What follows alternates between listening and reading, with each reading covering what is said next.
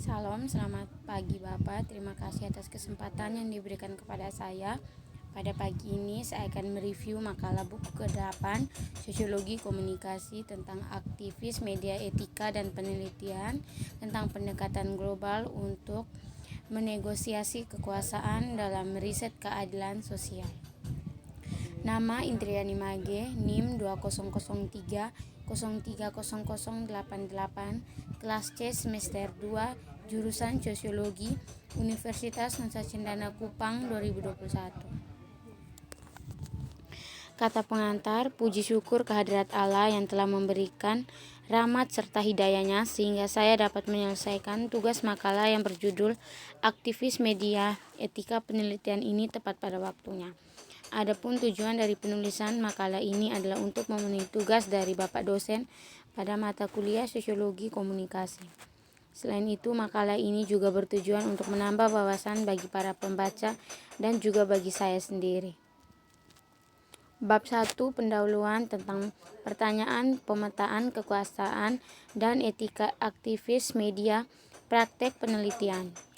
Salah satu cara para aktivis memperoleh manfaat dari penelitian adalah pekerjaan mereka dapat memperluas dalam buku, artikel, dan publikasi yang mereferensikan proyek dan ide-ide yang telah mereka bagikan dalam wawancara atau kelompok fokus.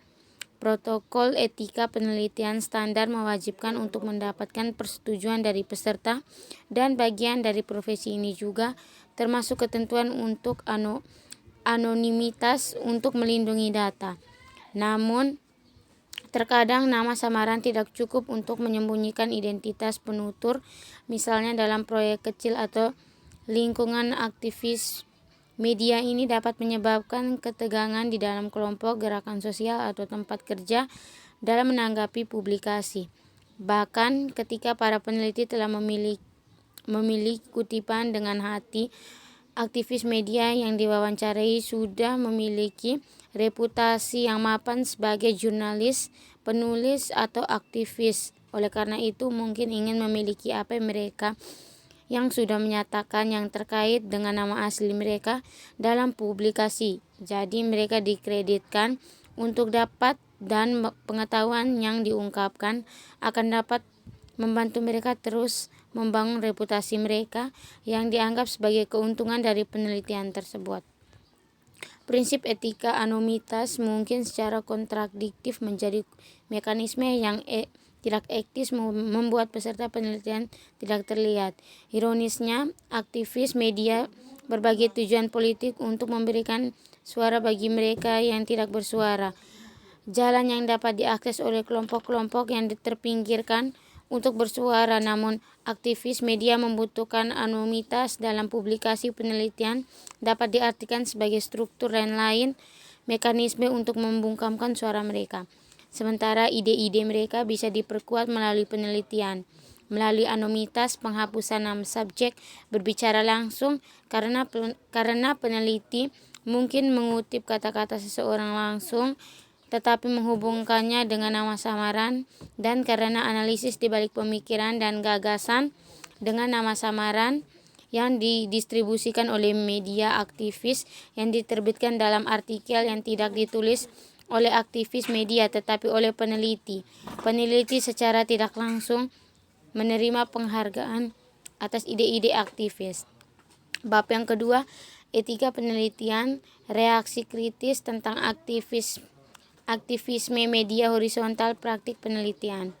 Untuk anggota kolektif penelitian, perdanaan dan posisi mungkin memainkan peran yang kontradiktif dalam mengembangkan praktik penelitian etis.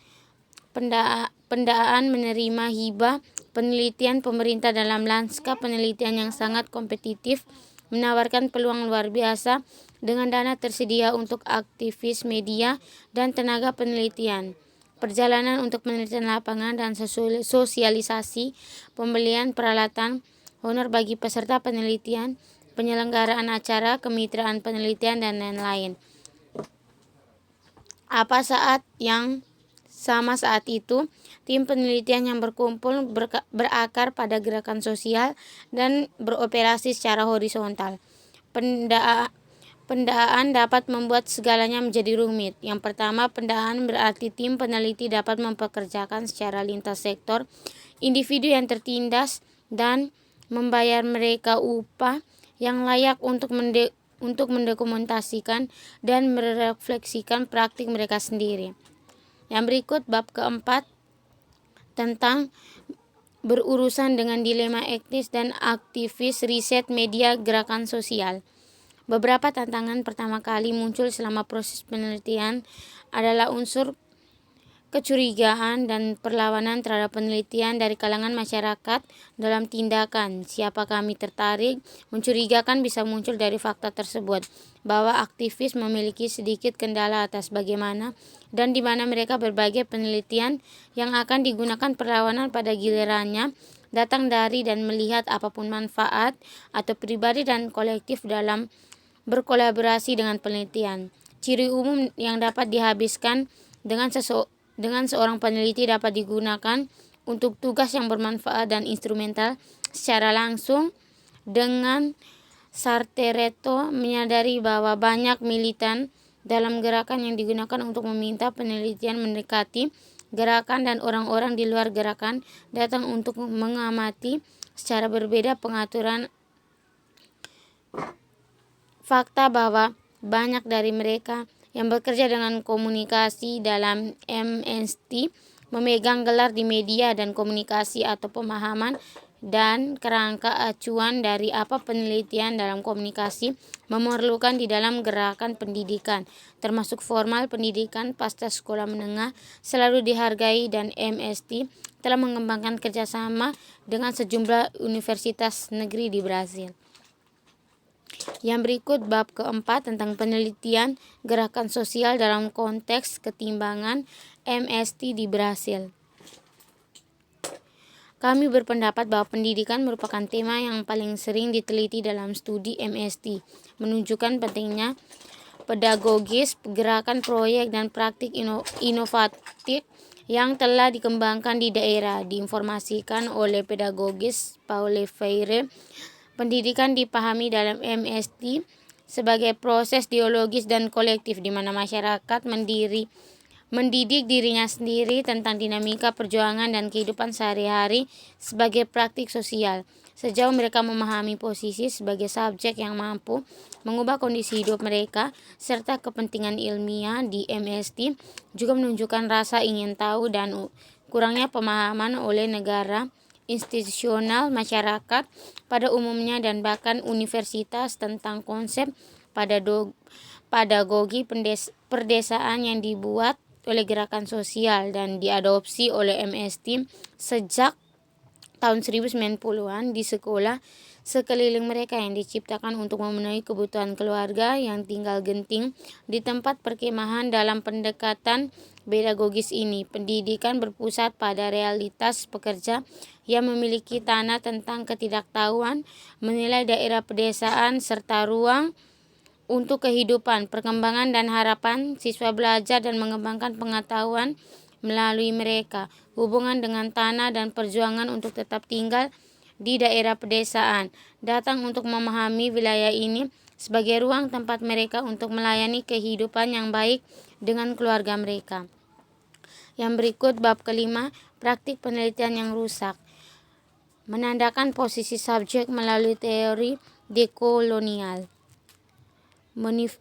Memanifestasi seksis yang umum adalah dalam keunggulan ilmiah adalah menuduh peneliti feminis melakukan aktivitas sosial dan bukan sains. Seperti itu, penilaian yang dihadapi oleh peneliti feminis diwujudkan dalam misalnya pembatasan akses ke sumber daya keuangan dan ruang pengambilan keputusan di universitas dalam lingkungan yang tidak bersahabat.